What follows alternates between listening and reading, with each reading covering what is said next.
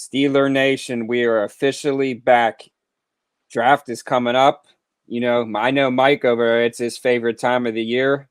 Another great episode lined up for the Sick Podcast Steeler Crazy. Before we get into it, we want to shout out to our guys over at City Wheelhouse, where the bar is set. Tires for all cars and trucks can now be purchased online at steelcitywheelhouse.com. And best of all, financing is available. We told you, during the Jalen Warren show, it's where number 30 for your Pittsburgh Steeler goes. Any custom auto needs, our guys John and John down there are absolutely killing it, and they'll get you right. And you can't argue it. It's financing is available, so they'll work with any budget. So make sure you go to Steel City Wheelhouse where the bar is set. And Mike, we have a very special guest. I know you've been doing mock drafts probably since we know each other our whole life. I would say at least since you've been 13, 14 years old. I remember. Yeah, you said it's the most wonderful time of the year, and it's kind of strange. It's almost like I look forward to the draft more than the actual regular season at this point. It's become like this insane phenomenon that, everybody has flocked to. So of course, we're excited to talk draft. I think from here on out, we're really going to focus on the draft here on the Sick Podcast. Steelers Crazy. Going to bring on some analysts to touch on that like we have today, a great guest, and some players as well, who you're going to hear their names called in the draft. So we're really, really stoked to be able to provide you with that kind of content. As we move forward here, man, it's getting close. April is coming up very, very soon here. We're already in March. Where the heck did the beginning of the year go? Sammy, so go ahead and run it, and let's get into our guest. Turn up your volume. Because you're about to listen to the Sick Podcast. Steelers Crazy. Aaron Smith shields. Flacco, Polamalu takes it home. Super Bowl 43. Pittsburgh might be bound for that thanks to number 43. The sickest Pittsburgh Steelers podcast. Sports entertainment like no other. It's gonna be sick. He is a film analyst covering the NFL as well as the NFL draft for A to Z Sports. You can find him on X at No Flags Film. It'll always be Twitter to me. It is none other than James Foster. James, thanks for joining us, man. Thank you. Thank you for having me. Yeah, of course. We're excited to talk draft. Obviously, this past weekend, millions tuned in to dudes running around in shorts in Indianapolis, which if somebody would have told you that 20 years ago, you would have thought everybody was crazy. But want to talk a little bit about the NFL Combine, of course. What are some of your first initial general big-time bullet point takeaways from that weekend? Yeah, I think the first thing is that for as good as I thought this tackle and receiver class were heading into the Combine, it exceeded my expectations. The guys that I was really high on, they lived up to my expectations, and then players that I was a little bit lower on exceeded my expectations. So it's the year to need a tackle or a receiver. I think you could also throw cornerback in there as well, even though it's maybe not as deep as those other two positions. You're speaking our language. Black and gold fans love to hear the fact that this is a deep draft for offensive linemen and receiver. Obviously, those are two critical needs. Everybody knows offensive linemen, but I think anytime you have one of the worst offenses historically in football history, you could probably use a dynamic receiver as well. Let's talk about that group. Who improved their stock the most? Are you going to tell me Xavier Worthy? Yeah, so Xavier Worthy, I had him as my 47th ranked player heading in, and he stayed exactly in that spot. Not a believer in double counting, watching his tape. I figured that he would have, I probably would have set the over under at 4.29 for Xavier Worthy. So he ran a little bit faster than I expected, but he was also about 10 pounds lighter than he was listed. So to me, that's, right in line with my expectations for him. I think that, he is much different from the Anthony Schwartz, Tyquan Thornton type of players that are just straight line athletes, can win on a go route and not much else. he's a really fluid route runner, has those joystick change of direction movement skills.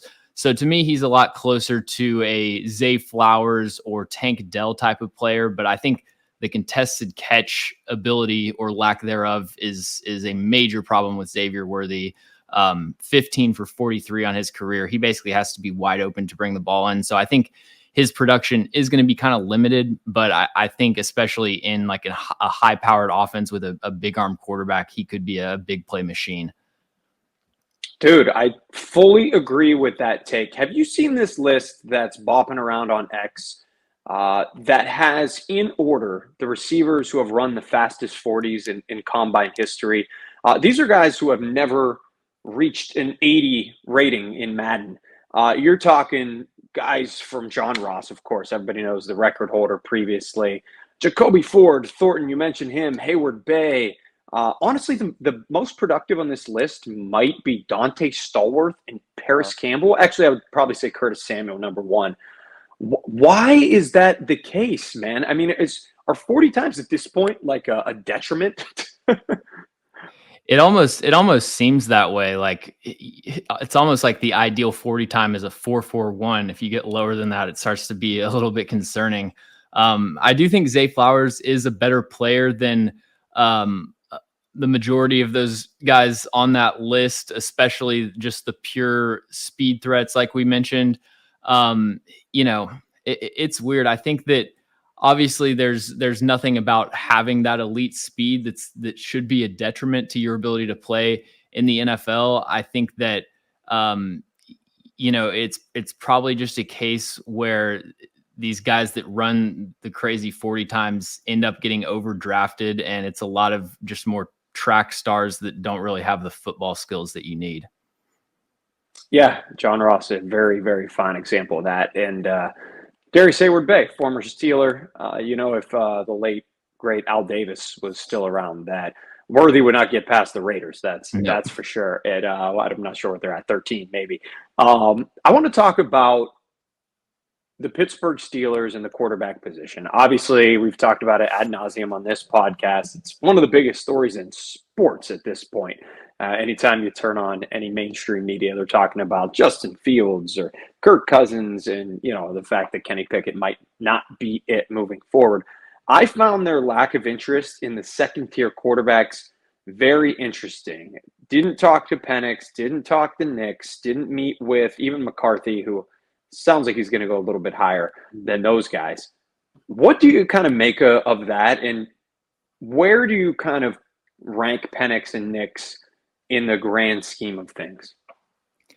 So that's very interesting that they didn't show interest in those second tier quarterbacks. I have, outside of the top three, I have Bo Nix at 4, JJ McCarthy at 5, and Penix at 6.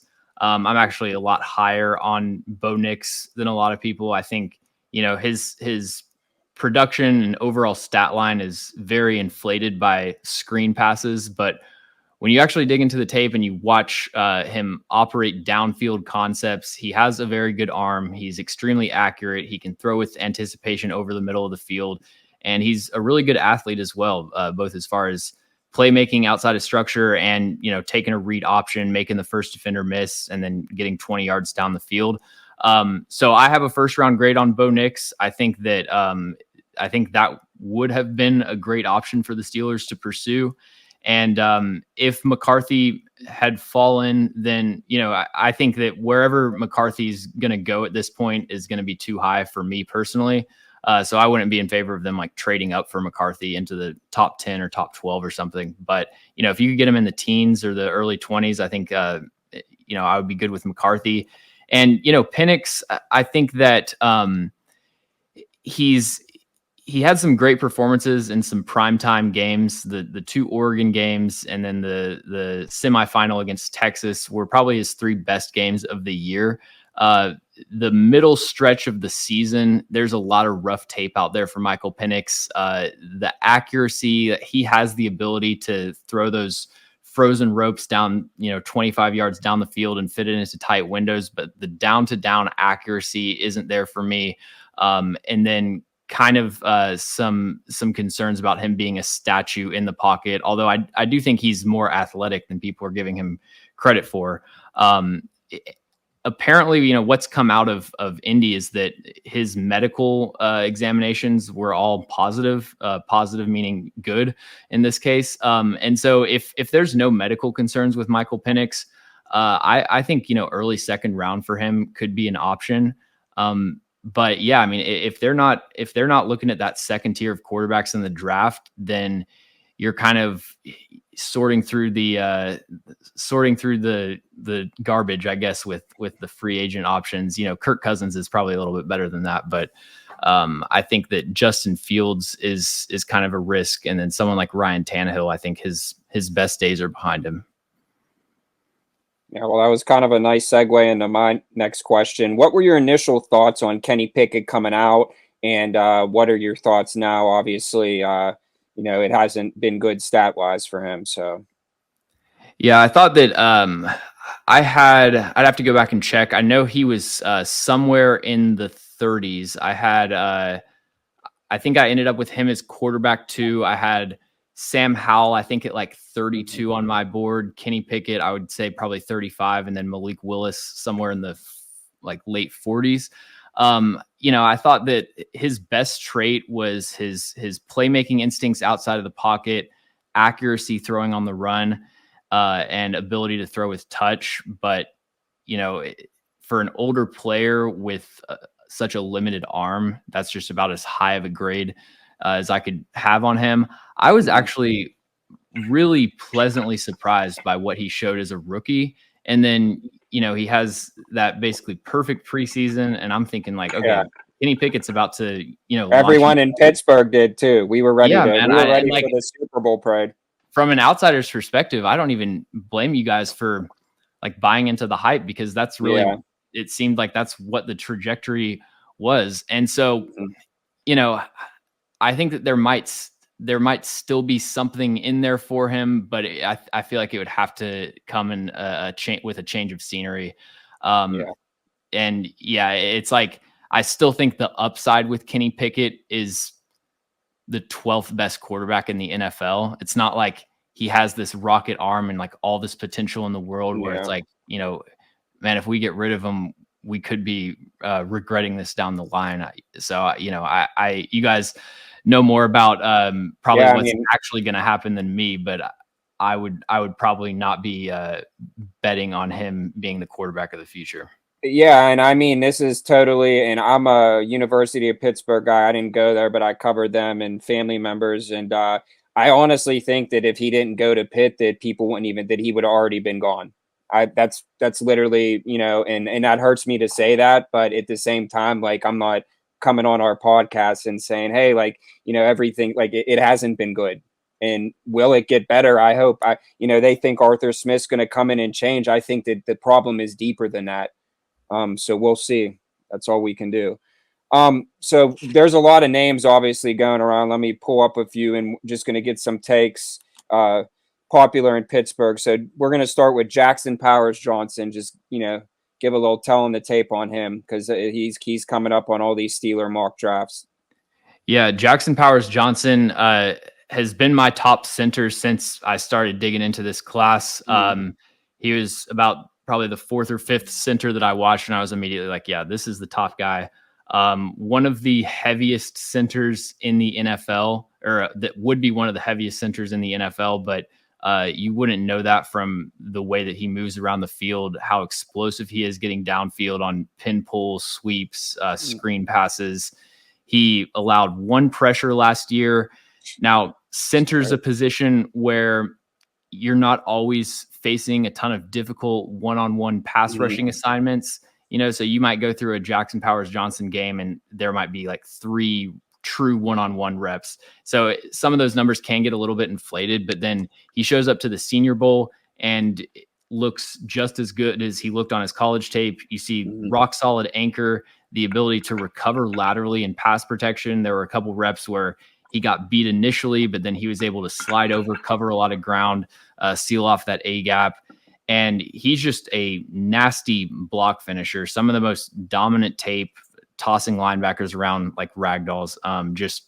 I think he's a little bit rough around the edges in terms of hand technique. He's kind of a jabber instead of a puncher, or instead of a latcher, like especially at the second level, he's going for those highlight kill shot blocks. And so there are some times that he can maybe not be as secure latching on and establishing contact, but it's hard to find too many holes to pick in his game. I see him as a Creed Humphrey type, and pretty clearly my number one center.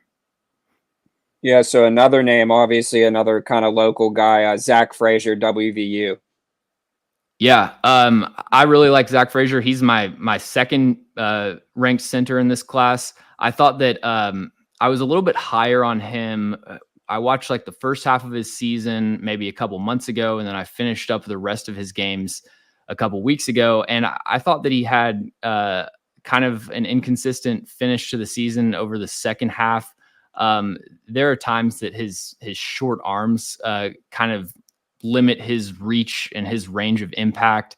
The injury, I think, is not a major concern at this point. He was able to, get on the field at the combine and do those drills, even though he didn't test.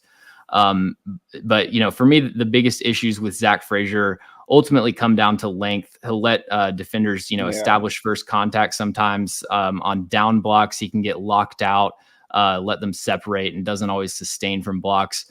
But he's extremely intelligent and aware. He makes the mic IDs. He's got pretty good lateral fluidity to mirror pass rushers. Really good, I think, for Arthur Smith's offense specifically, very coordinated zone blocker. He can, on reach blocks, he can, generate torque and flatten three techs into the ground. Very coordinated getting to the second level, assignment secure. So yeah, there's a lot to like with Zach Frazier. I think he's got guard center versatility. Obviously for the Steelers, he would probably play center. But yeah, I think for me, I have day two grades on Jackson Powers Johnson and Zach Frazier. I think if you're trying to get a center in this class, those are the two guys that you want to be targeting. Okay. So I have one more. I'm going to go with Roman Wilson, and then I have one question about Arthur Smith because I know that you're in Nashville. So yeah, so Roman Wilson, probably the best receiver at the Senior Bowl, which was fairly surprising to me because I thought his tape was just good, not great. Mm-hmm. He's explosive, twitchy athlete. Had some pretty good numbers at the combine, 4.39 in the 40. Didn't do any other drills. I think at 5'10", 186, that does kind of limit his positional versatility. I see him as a slot only. And my biggest issue with Roman Wilson from his tape is that I think he's kind of raw as a route runner. He can get downfield and separate vertically, but the timing and the pacing at the stem doesn't do a great job at this point of setting up defenders at the break. And then he doesn't give you much after the catch. So he's kind of like a deep threat slot that still needs development as a route runner. Very good hands, only one drop last year. He can make some contested catches. And then I think stock is definitely up for him from the Senior Bowl. I still have a late third round grade on him, which is a little bit lower than consensus. So, I think if you can get him in the third round, that would be a good option. But I've seen him sneak into the late first on some mocks, and he seems to be kind of consensus early second type of player. That's a little bit too rich for me. Give me one more before we hit Arthur Smith. I got to ask about Amarius Mims. Yeah, man. Amarius Mims is probably the most difficult evaluation in this class. Tests measures in like the Hulk, almost 6'8", 340 pounds, 36-inch arms, over 11-inch hands. For a brief moment, thought that he had the 4.33 short shuttle, which would have been incredible, but turns out that that was misreported. And he's not a project at all. He's just extremely inexperienced. 803 career snaps, 8 career starts. Watching his tape is an experience because, he plays like 4 or 5 games a season, and then you get into the tape, you watch 20 snaps. Oh, he's out of the game with some kind of injury. And then you're skipping through. Okay, comes back in the fourth quarter, goes back out. I'm very worried about his ability to stay on the field. You saw him get injured at the combine. If you could guarantee me that he was going to be healthy for an entire season, I would definitely have him as my tackle 2, and he would be in consideration for tackle 1 with Joe Alt, because he's got the elite size, movement skills, flattens linebackers at the second level. His pass blocking record is pristine. He's only allowed 7 pressures in his entire career. A lot of times with longer arm tackles over 36 inches, they have issues with hand placement. It's like their arms are too long that, the coordination and knowing exactly what to do with your strike timing isn't there. With Amarius Mims, I mean, he plays like a veteran with his punch. The one issue that I had on tape is that he was a little bit late to react to inside counters. To me, that's just a coachable awareness type of thing, because he definitely has the movement skills and slide quickness to pick that up. So yeah, he's just a boom bust player, really because of the injuries and the fact that we haven't seen him on the field that much. But just purely as a prospect, ignoring the health concerns, I think there's so much to like with Amarius Mims. All right, so before I throw it back over to Mike and we'll get you out of here, and you can tell everyone where they can find all the great stuff you're doing. You're a Titans fan. You told us off air. Tell us a little bit, Steeler Nation, about what we're getting with new offensive coordinator Arthur Smith. Yeah, I think Arthur Smith was just such a solid hire for the Steelers.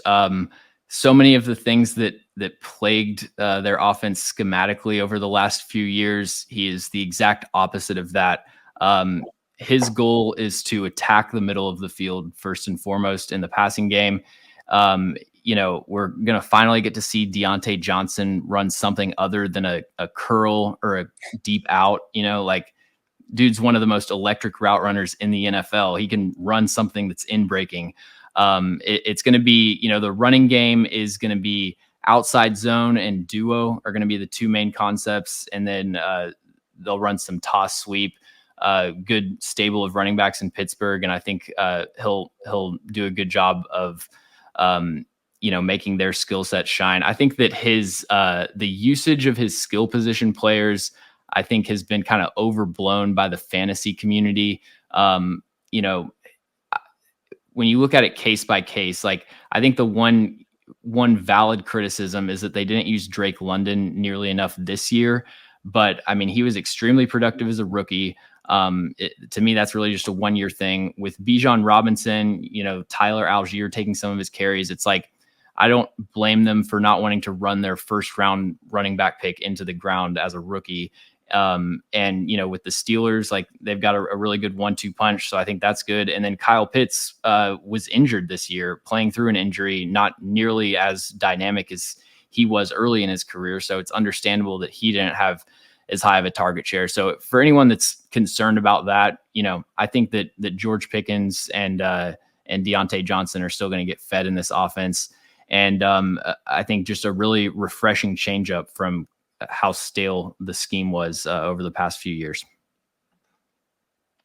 Yeah, I think people will be very happy to hear that.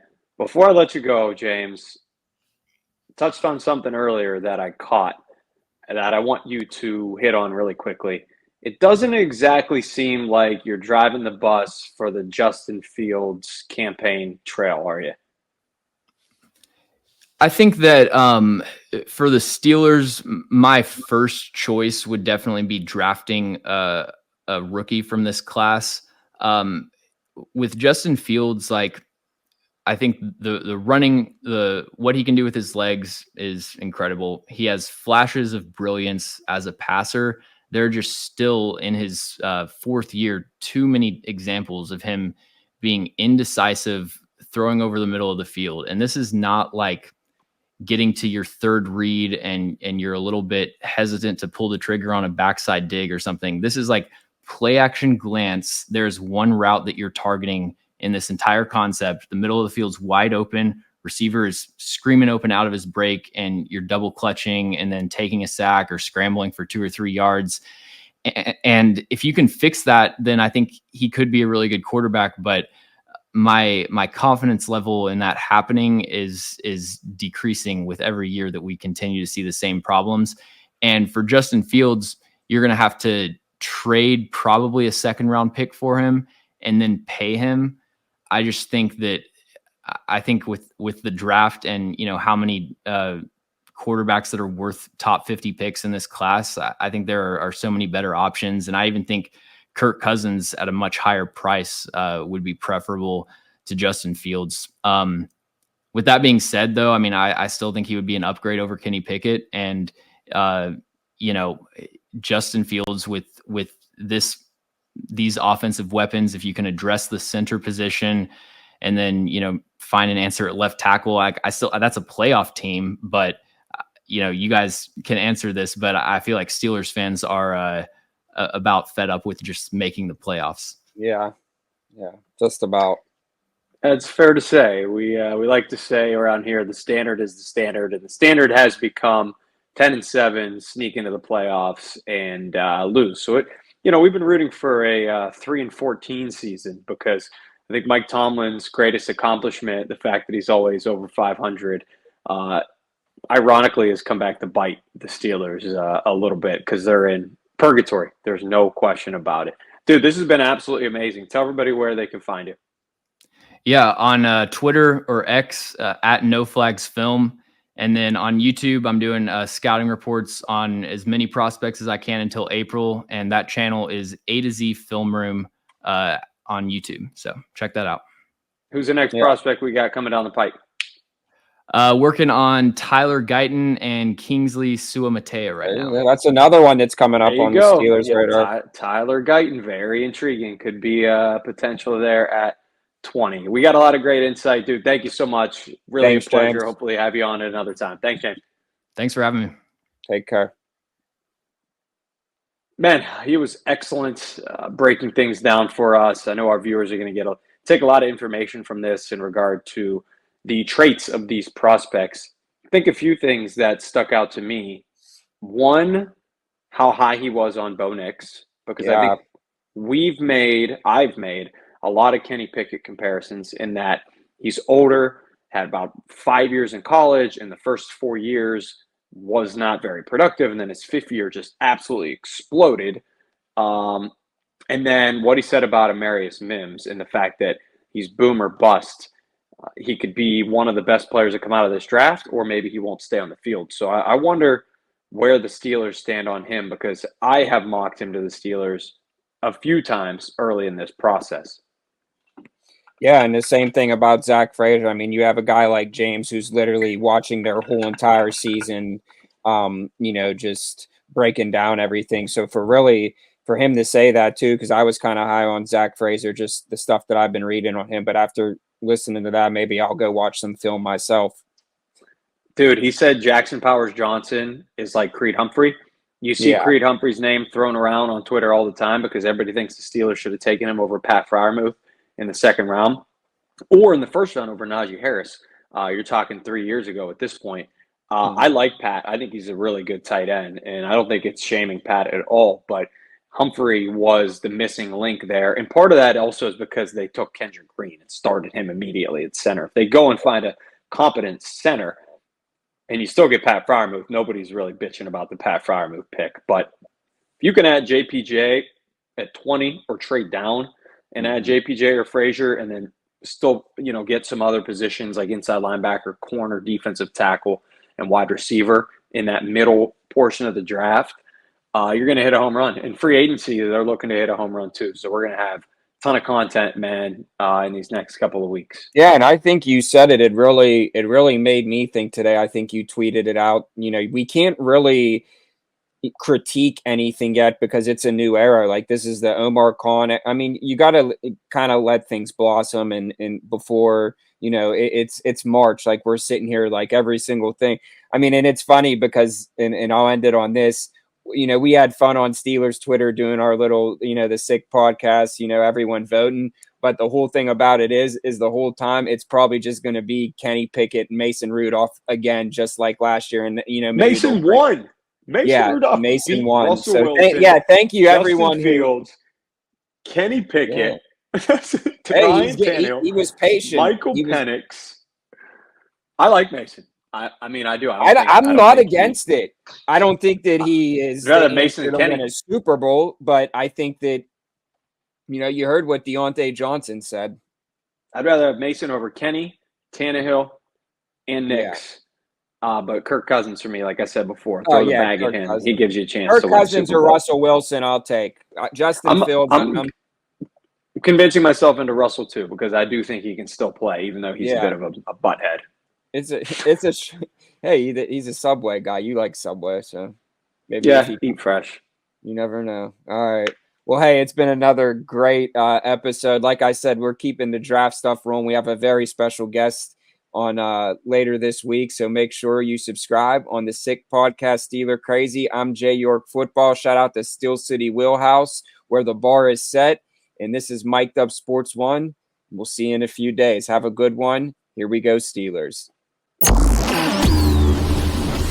And that's a wrap. Hope you don't miss us too much until next time. Follow the Sick Podcast Steelers Crazy on YouTube, Instagram, Facebook, Google Play, and Apple Podcasts.